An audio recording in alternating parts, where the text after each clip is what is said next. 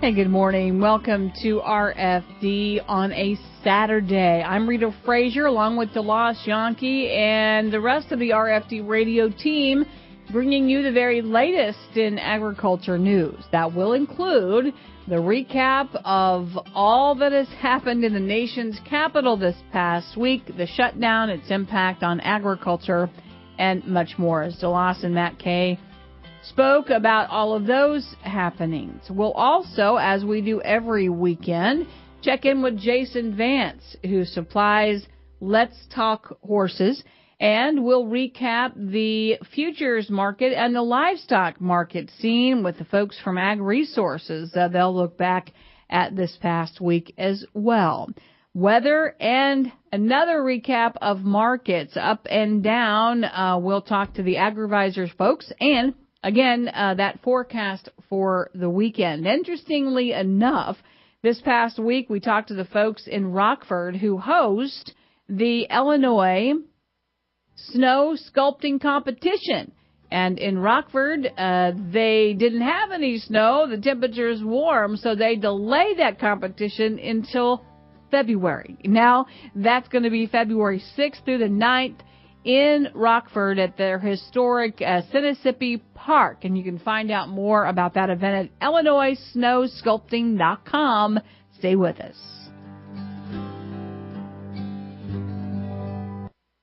Farm, family, food. Those three words best describe Illinois Farm Bureau. Farm. For 100 years, Farm Bureau in Illinois has represented and served the men and women who make Illinois one of the top food-producing states. Family. At the heart of rural Illinois are traditional farm families who work together through Illinois Farm Bureau. And food. Farm Bureau families are proud to grow the healthy food they provide their families and yours. Farm, family, food. The heart of Farm Bureau in Illinois. Be it through headlines, microphones, or tweets, Mike Orso connects rural routes for you. Mike has been covering farm and food issues for more than 3 decades. Whether it's print, video, radio, or feeding your online appetite, Mike keeps you in the loop. Here's a bit about his rural roots. I keep our communities, state, and country in mind with everything I do. My job allows me to work toward this mission with farmers and other rural Illinoisans. Be it routes or roots, RFD Radio, FarmWeekNow.com, and Farm Week keep you connected. Welcome back to RFD Illinois on a Saturday. DeLoss Yankee with our Washington correspondent Matt Kay. And, of course, we'll talk shutdown, which, if it continues through the weekend, hits a record. How much more do we go, do you think? Well, at least a few more days. You know, the president is threatening to declare a national emergency and possibly use unspent Army Corps of Engineers money to get this wall built. Obviously, that would cause there to be a number of legal challenges and an almost guaranteed political furor, but that may be the only way out of this situation because at this point, DeLoss, neither the president nor the Democratic leadership is willing to make a deal. And so you have a standoff in which some 800,000 federal workers are now missing a paycheck. Contractors and small businesses are laying off workers. Farmers can't sign up for new loans. The Farm Bill is not being implemented. Farmers can't apply for new tariff rescue payments. The FSA offices are not staffed, and there are other problems that this is causing for agriculture. President Trump has told reporters he has the legal authority to move ahead on his own. That decision is being talked about more and more in the media, that he might do this and pull the trigger in the next few days. We know that he walked out of an earlier White House meeting with the House and Senate leadership, including both Nancy Pelosi, the Speaker of the House, and Chuck Schumer, the Democratic leader of the Senate. Pelosi refused to provide any assurance that she would agree to the president's border wall demands, even if the president agreed to reopen the government. House Democrats then moved to fund a handful of agencies, including USDA, and largely show votes on bills that the Senate Republican leadership, Mitch McConnell, refused to take up. the two chambers did agree, though, to guarantee through legislation that the furloughed employees would get their paychecks once they come back to work, but that did not provide any end to this standoff. The name-calling continued throughout most of the week, both sides calling the other spiteful or engaging in a temper tantrum. There was a legislative wrestling match in the Senate in which Mitch McConnell refused to agree to put Democratic bills on the floor to reopen the government. And the moaning and groaning continued all week. There was a lot of public input, too, a lot of frustration on and off Capitol Hill that there was no end in sight and no apparent way to end this standoff. So I think folks at this point are looking for something dramatic to happen, possibly an emergency declaration by the president. Wow. Well, one thing that there was a report that China could have bought 3 cargoes of beans, and some said up to 15, some said up to 20, but we don't know because those reportings don't take place. But hopefully there was something positive amongst those discussions earlier in the week.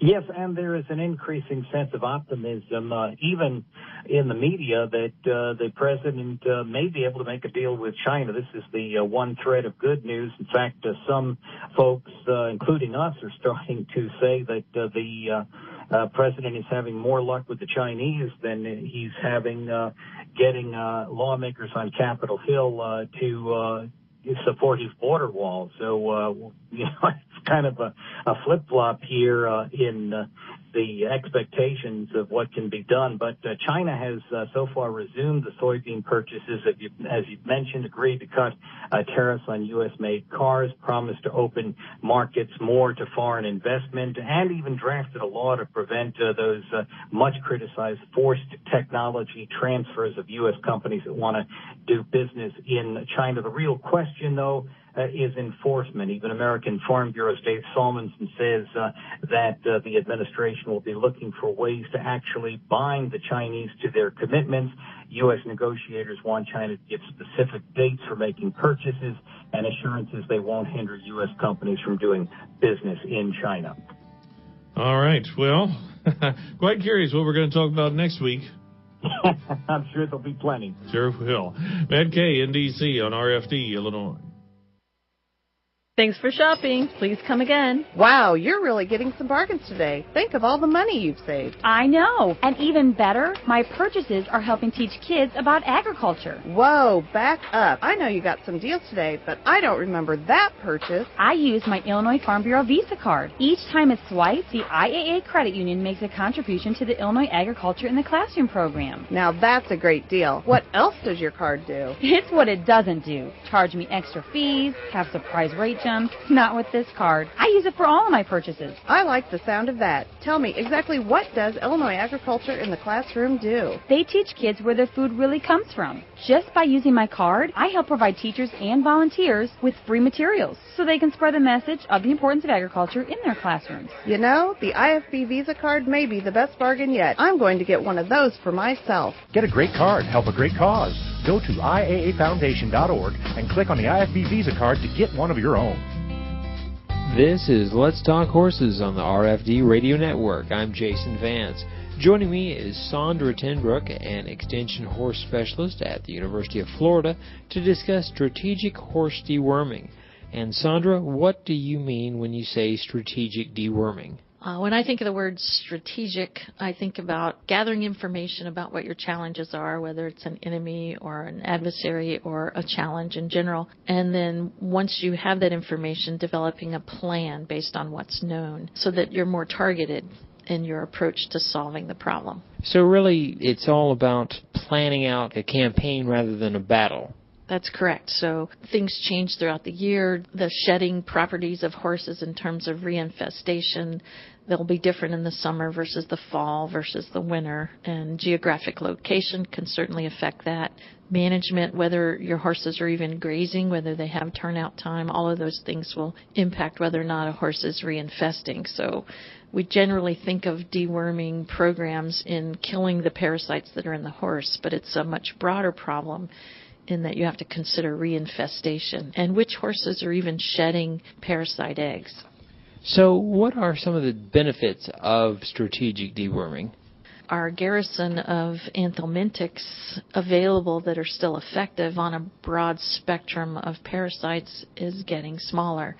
So the strategic deworming, the primary objective is to prevent or limit the rate of parasite resistance. When should deworming happen? Well, we've got some studies that tell us that shedding of eggs changes throughout the year, and the heavy shedding times of year would be fall and spring. If you think about what's happening, horses grazing, grass being available, and from a reproduction standpoint, when are species of horses most susceptible? During the time of foaling and rebreeding. So springtime is probably your most critical time when you have the emergence of the new grass, and then shedding of eggs. So it seems like in terms of the parasite survival, the production of eggs springtime is at the highest. Spring and fall are our really critical times. Summer, not as much, because the main parasite that we worry about is strongyle. The infective stage of the strongyle is larvae, and in the summertime, those larvae can desiccate on pastures if you have some really high temperatures. Now, what are some of the challenges of a strategic deworming program? First and foremost, you need to know what your parasite load is. In order to do that, you need to do fecal egg counts. And fecal egg counts come at a cost. Historically, people have said, well, I can deworm them cheaper than I can do an EPG, or eggs per gram count. That is true, but if we do, in fact, want to know what our parasite load is and deworm only those horses that are heavy shedders, 20% of our horses are the ones doing most of the shedding. About 80% of our horses in a group situation are not really shedding large numbers of eggs, and you could get by without deworming those horses. So identifying, first of all, which horses are shedding, and second of all, what are the actual parasites that are a problem? Do I have strongyles? Do I have pinworms? Do I have ascarids? And that requires some knowledge of EPGs. What advice do you have for horse owners who are thinking about using a strategic deworming program? First of all, do EPGs on your horses at least 4 times a year. I would say fall, spring, summer, and winter. And then work with your veterinarian to develop a strategy, identify what worms are challenges when they are a challenge, and deworm only when your fecal egg counts are up above 200 eggs per gram. And then make sure you're using a dewormer that is effective on that particular population of worms, and make sure you know what your horse weighs so that you're dosing your horse at the appropriate level, because underdosing is a huge problem. So weight estimation becomes a really big deal in preventing parasite resistance, because if you consistently underdose a horse, you're allowing a certain population of those worms to survive, and they basically are the tougher ones, and then they reproduce, and so you can hasten anthelmintic resistance if you're only killing a portion of the worms. So knowing what your problem is and dosing at the appropriate rate based on body weight are 2 key factors for being effective in your deworming program. Well, thank you so much for joining us today, Sandra. You're very welcome.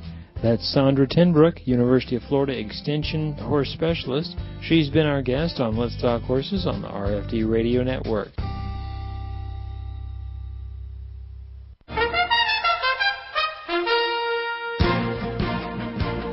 Hello, America, and welcome to the AgResource Livestock Market Watch. I'm Nathan Losey with AgResource Company in Chicago. AgResource offers daily market updates via email, which feature all the latest news, along with short and long-term price forecasts. Our reports feature in-depth coverage of livestock, grain, and oilseed markets, and also comprehensive farm marketing advice, so you can spend less time worrying about the markets and more time focused on your farm or ranch. Go to agresource.com to sign up for a free 1-week trial, or use promo code LIVESTOCK at checkout to get 50% off your first month subscription. It was a strong week of trade in the cattle market that had February cattle futures marking new contract highs. Early week selling was very short-lived and found strong demand that rallied the market, with support coming from ideas that the week's cash trade would likely be higher. Daily and weekly slaughter numbers and prices continue to be reported by the USDA, but other reports such as WASDE data and weekly export data remain withheld. The January cattle and feed report was scheduled for release in 2 weeks and is also not expected to be published as the standoff in Washington continues. But going forward, the cattle market is expected to forge a seasonal top in the coming weeks, with key technical targets for February at $126 and then $128. This rally is giving feedlots the best chance at second quarter sales. Hog futures were mostly higher through the week, with the market finding support from optimism regarding Chinese trade along with the firming cash market. The CME's lean hog index was higher every day through the week, which looks to be confirming a secondary low in the cash market as well as the start of a first quarter rally. Seasonally, cash hog prices tend to gain into the middle of the first quarter, with a secondary rally to be underway by the middle of the second quarter. The largest question for the market is whether China will begin buying large enough quantities of U.S. pork to offset the significant increase in production this year. Substantial premiums have been built into the CME, and the trade needs to see confirmation of such demand. Until next time, I'm Nathan Losey, and thanks for listening this week to the AgResource Livestock Market Watch.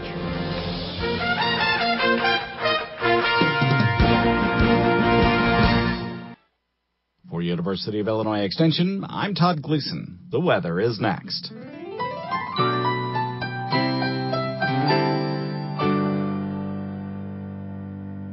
From the State Climatologist Office for the Illinois State Water Survey at the University of Illinois Prairie Research Institute, this is Brian Kirshner. As seasonably cool temperatures settled in across Illinois for the second half of the work week, we ended our impressive streak of unseasonably warm average temperatures. The first full week of 2019 brought average temperatures of 9 to 14 degrees above the long-term mean. Station highs this week ranged from the low 40s to the mid-60s, with the highest maximum temperature of 66 degrees reported at a station in Jersey County. Believe it or not, this weekend will mark the end of the Illinois snow drought for many. A large weather disturbance approaching from the southwest will move into Illinois late Friday and continue to influence our region throughout the weekend. Impacts from this event look to be greatest south and west of I-80 and diminishing further north. Temperatures should remain cool enough to support snow for a majority of the event. However, rain and mixed precipitation may be present, especially as you head south of I-70. According to the National Weather Service, several inches of snow accumulation are possible, with the largest accumulations in the west central and southwest portion of Illinois. Behind this system, we can expect a return to seasonable temperatures and a mix of sun and clouds to take us through the beginning of the work week. Temperatures from the National Weather Service show highs in the 30s and 40s and lows in the upper teens to 30s. This is Brian Kirshner from the State Climatologist Office. And I'm Todd Gleason for ULI Extension. You have a great and a very safe week.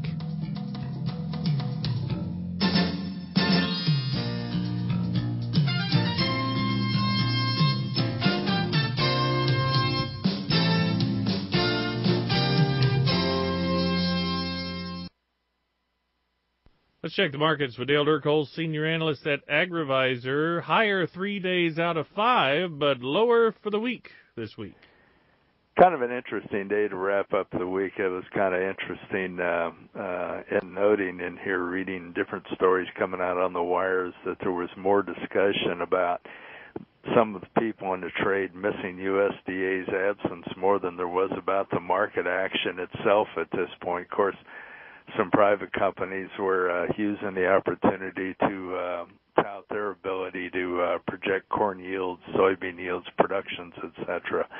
Other than that, you know, when you look around, South American weather is still the big deal at this point. There are some potential rains or maybe a little bit better shift in the forecast, but those have been a little bit more volatile, and even the ones that we do have talking about that are not real clear-cut at this juncture. So we still have this uncertainty about South American production, and even as far as corn is concerned, because we're now on the cusp of getting ready to plant that all-important second crop corn in Brazil. There is some talk and worry that, you know, this dryness that's been in central Brazil will tend to gravitate to the north and maybe a little bit to the east, and that could create problems for their second corn crop, which is really their big export crop.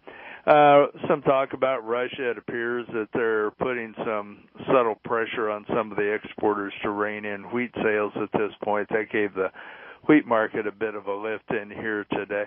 So when you combine all of them together, there just wasn't anything to really prompt anybody to sell the market. And so after the sell-off we had this week, you know, things kind of gravitated higher a little bit to wrap out the week. But as you said, we still ended a little bit lower.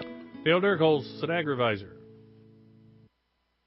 For Illinois agricultural leaders, or those who want to be one, this is the week's Best of Leader page. From the Illinois Farm Bureau, I'm Rachel Torbert. Ongoing work at the National Center for Agricultural Utilization Research could benefit consumers across the U.S. in more ways than one. Research at Peoria's Ag Lab has not only uncovered possible replacements for DEET, a common insect repellent, but also identified a way to amplify the effectiveness of penicillin and other common antibiotics.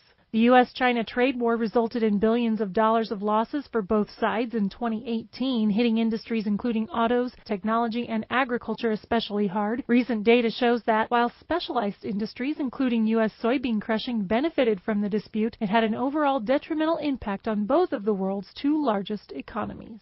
A large-scale 3-year study examining the impact of cover crops on farm field nutrient retention has researchers excited that they may be onto something big. The multi-year study, which works with farmers in the Lake Bloomington watershed, shows that protective vegetative blankets in specific watersheds can have a measurable impact on nutrient loss reduction. The number of farm operations filing for bankruptcy in Illinois is holding steady despite spikes in neighboring states. A report by the Federal Reserve Bank of Minneapolis said 84 farm operations in nearby states had filed for Chapter 12 bankruptcy protection in the 12 months ending in June 2018, more than twice the level seen in June 2014. House Democrats Thursday passed a spending plan to reopen the federal government, defying President Donald Trump's demands for border wall funding. The House approved a package that included 6 uncontroversial spending bills from the Senate that would fund most of the government through September. They passed a separate plan to fund the Department of Homeland Security, which oversees the wall, through February 8th. That's the Best of Leader page for this week. I'm Rachel Torbert. You can receive an electronic version of Leader Page Monday through Friday. Just go to farmweeknow.com, click the banner, and sign up to receive the farmweeknow.com daily update, which contains the daily edition of the Illinois Farm Bureau Leader Page.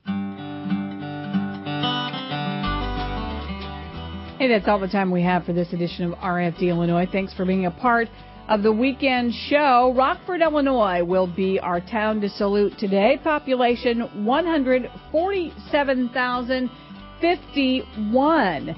We mentioned earlier that snow sculpting competition coming up in February. It will be held at Rockford's historic Mississippi Park, one of Rockford Park District's first parks, acquired shortly after the district was formed back in 1909. For more information, again, IllinoisSnowSculpting.com. And this salute brought to you by Country Financial, your farm and your family's legacy, a part of your hometown heritage. Find out more at Country Financial, countrycrop.com. Have a great weekend.